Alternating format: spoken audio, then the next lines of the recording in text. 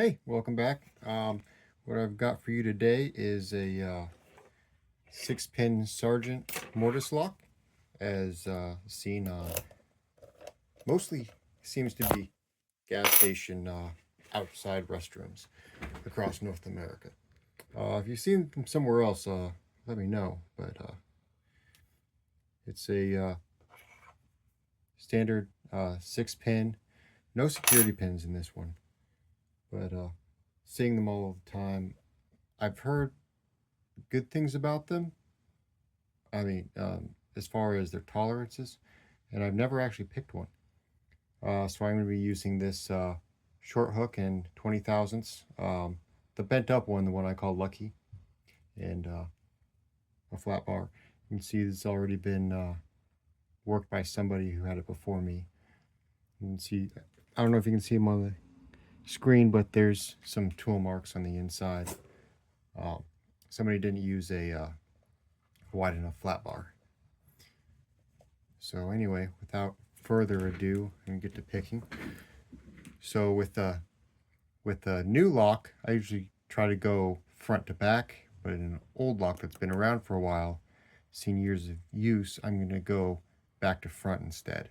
So I'm just gonna go straight to the back, feel where that first pin is, or that last pin is, I should say. Okay, it's right here.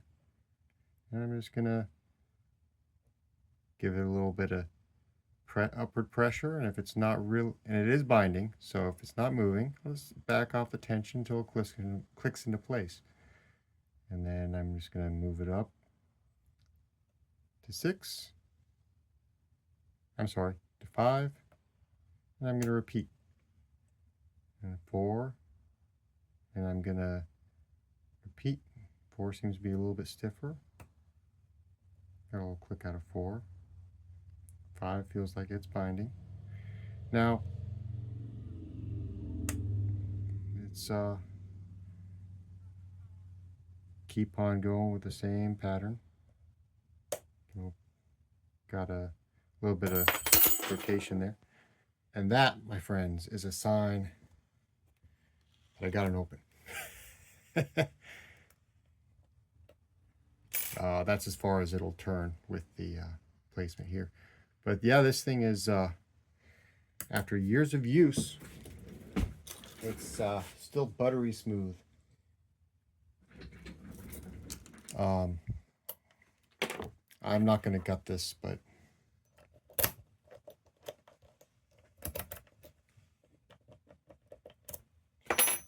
that's as close to gutting as I'm going to get tonight. But as far as trying out a new lock, that's how I recommend tensioning all the time. Well, I tension like that in general. So I'm going to use the 40 thousandths here to because I'm not actually picking, but I start off with heavier than I need. I apply the pressure and I back off until it starts to move.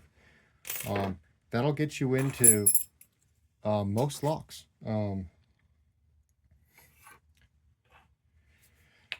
Because you're not going to overset if you're applying too much tension. And then when you just ease off, you can always find the balance point, and then it'll just slide right up. It's what my last video where I picked a whole bunch of American lock cores. It's exactly what I was doing.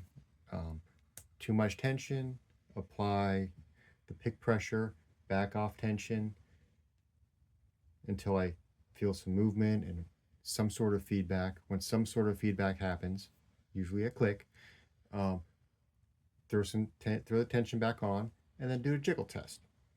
And then if the jiggle test passes, you move on. If you're not on the binder, move on to another one that is. If you get to a point where you don't have any binding pins, that means the lock's open. But anyway, that's enough of me talking. So have a good day.